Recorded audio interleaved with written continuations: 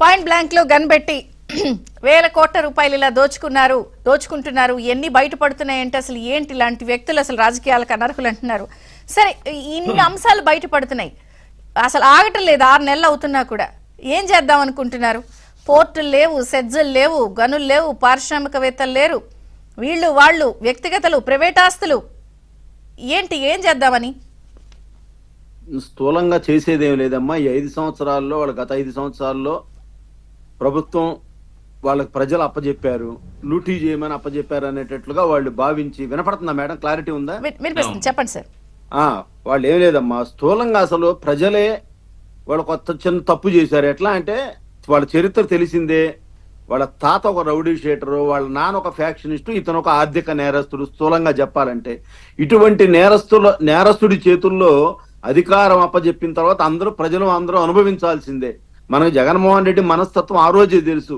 ఎందుకంటే అతను ఎంపీ సభ్యత్వాన్ని రాజీనామా చేయమని చెప్పి వాళ్ళ బాబాయ్ మీద దాడి చేశాడు. అంతకుముందే వాళ్ళ నాన్న బ్రతికున్నప్పుడే దాడి చేయటం, సోనియా గాంధీ పిలిపియటం, మళ్ళీ ఈయన రాజీనామా చేస్తే కాదని చెప్పేసి ఉండమంటాం, జగన్మోహన్ రెడ్డికి వార్నింగ్ ఇవ్వటం, రాజశేఖర్ ఇవన్నీ జరిగిపోయినాయి.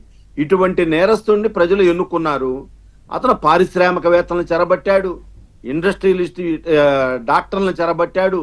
అన్ని ఎవరైతే ఉన్నారో వ్యాపార వర్గాలన్నింటినీ కూడా, లూలు మార్ట్ ఉందంటే మాకు సగం వాటా ఇవ్వమని అడిగాడు, కియా ఎక్స్పాన్షన్ ఉందంటే మాకు వాటా ఇవ్వమన్నాడు, ఉద్యోగాలు ఇవ్వమన్నాడు, మేము అమ్ముకుంటాం అన్నాడు.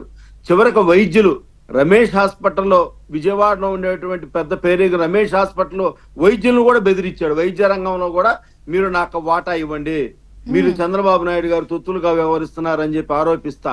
వాళ్ళు ఏ రోజు కూడా ఈ రాష్ట్రంలో పేరుగన్న హాస్పిటల్ గతంలో ఉన్నప్పుడు చంద్రబాబు నాయుడు గారు ఈ రెడ్డి ఫార్మ్సా కానీ ఇవన్నీ కూడా వాళ్ళందరినీ కూడా అసలు కుల మతాలతో సంబంధం లేకుండా రండి, అభివృద్ధి చేయండి అని ఉమ్మడి రాష్ట్రంలో కానివ్వండి, విభజిత ఆంధ్రప్రదేశ్ లో కానివ్వండి అందరినీ ఎంకరేజ్ చేశాడు.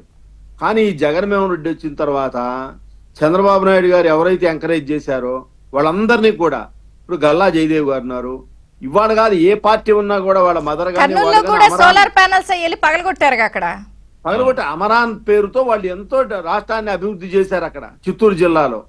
మరి వాళ్ళని కూడా ఈరోజు వాళ్ళ నాన్న టైంలో కూడా ఈ దుర్మార్గం జరగల. జగన్మోహన్ రెడ్డి వచ్చి వాటాలేడు. అంతెందుకండి, మనం పక్కన మంగళగిరిలో ఉన్నటువంటి ఎన్ఆర్ఐ హాస్పిటల్ ఉంది, ఎంతో పేరెన్నికన ఎన్ఆర్ఐ హాస్పిటల్లో ఆ డాక్టర్ల మధ్య, పాలక వర్గం మధ్య విభేదాలు వస్తే సజ్జల రామకృష్ణారెడ్డి ఎంటర్ అయ్యి పోలీసుల చేత వాళ్ళని బెదిరించి, ఆ డాక్టర్స్ అందరినీ కూడా, అమెరికాలో ఉండే డాక్టర్ని బెదిరించి మెగా కృష్ణారెడ్డి గారిని దింపి మొన్నటి దాకా నడిపించాడు.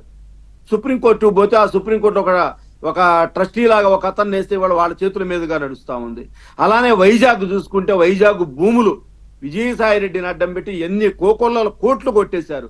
విజయవాడ పెద్ద క్లబ్ ఉంది, పెద్దల క్లబ్, ఆ క్లబ్ను ఆక్రమించడానికి ప్రయత్నం చేశారు. వాళ్ళందరూ ఎదురు తిరిగితే ఆగిపోయింది. అలానే అక్కడ మనకు సంగం డైరీని ఎలా ఆక్రమించుకోవాలని చూసారో, అక్కడ ఫ్యాక్టరీ ఉంది, వైజాగ్ ఫ్యాక్టరీ, పాల ఫ్యాక్టరీ, కిరారి అని అవునమ్మా. వాళ్ళని యాజమాన్యాన్ని బెదిరించి వాళ్ళని రాయించుకొని వాళ్ళ పార్టీలో చేసుకొని మనం పోటీ చేయించినట్టున్నాడు. అసలు తన మన అనే భేదం లేకుండా, తమ భేదం ఈవెన్ వాళ్ళ పార్టీలో ఉన్నటువంటి ఆయన ఒంగోలు ఎంపీ, మాజీ ఎంపీ శ్రీనివాసరెడ్డి గారు ఉన్నారు. శ్రీనివాసరెడ్డి గారి బెవరేజెస్ కూడా రాయించుకున్నాడు బలవంతంగా. తన మన అసలు ఏమి లేదు అతని దగ్గర, కులం లేదు, మతం లేదు జగన్మోహన్ రెడ్డికి. సజ్జల రామకృష్ణారెడ్డి, విజయసాయి రెడ్డి, వైవి సుబ్బారెడ్డి, వీళ్ళ ముగ్గురిని ప్రతి దాంట్లో ఎంటర్ చేయటం, వాటాలు రాయటం. అసలు వీళ్ళకి క్రికెట్ అసోసియేషన్ ఏం సంబంధం అమ్మా? శరత్ చంద్రారెడ్డిని తీసుకొచ్చి క్రికెట్ అసోసియేషన్ తీశాడు. ఇవాళ విజయసాయి రెడ్డి గారి అల్లుడి తమ్ముడు. కాదు, నాకు ఒకటి అర్థం కావట్లేదు. మీరందరూ ఇలాగా అంటున్నారు, మనం మాట్లాడుకుంటున్నాం, బిఎన్ఎస్ 111 అని చెప్తున్నాం. 3 రోజుల క్రితం అనుకుంటా ఇదే విజయసాయి రెడ్డి గారు అమిత్ షాతో కలిసి ఫోటో తీసి మనందరికీ బయటేశారు. మీరు దాన్ని ఎట్లా చూస్తారు? అంటే నన్ను ఏం భయపడలేరని చెప్తున్నారా, లేకపోతే మనందరం ఇన్ని విషయాలు వాళ్ళు ఇచ్చే మెసేజ్లు వాళ్ళు చేస్తున్నారు కదా, పైగా మీరే చెప్పిస్తున్నారు ఈ పారిశ్రామికవేత్తలతోని ట్వీట్లు బొంకేస్తున్నారు. ఇవాళ కేవీ రావు గారు పోర్టు ఎలా ఆక్రమించుకున్నారో ఆ రోజు అందరికీ తెలుసమ్మా. ఎవరు నోరెత్తలేని పరిస్థితి ఆ రోజు. ఇండస్ట్రియలిస్టులు అందరూ కూడా నోరెత్తలేని పరిస్థితి. చంద్రబాబు నాయుడు గారు ఎక్కడన్నా నోరెత్తితే అదిగో చూస్తున్నారా అని చెప్పి మాట్లాడతారని చెప్పి మాట్లాడలా. ఇవాళ వీళ్ళందరూ కూడా వ్యవస్థీకృత నేరాలు ఆ రోజు కంటిన్యూ అవుతుంది ఖచ్చితంగా చట్టం చేత. ఇప్పుడు విజయసాయి రెడ్డి ఉన్నాడు, విజయసాయి రెడ్డి బెదిరింపు ఏంటమ్మా?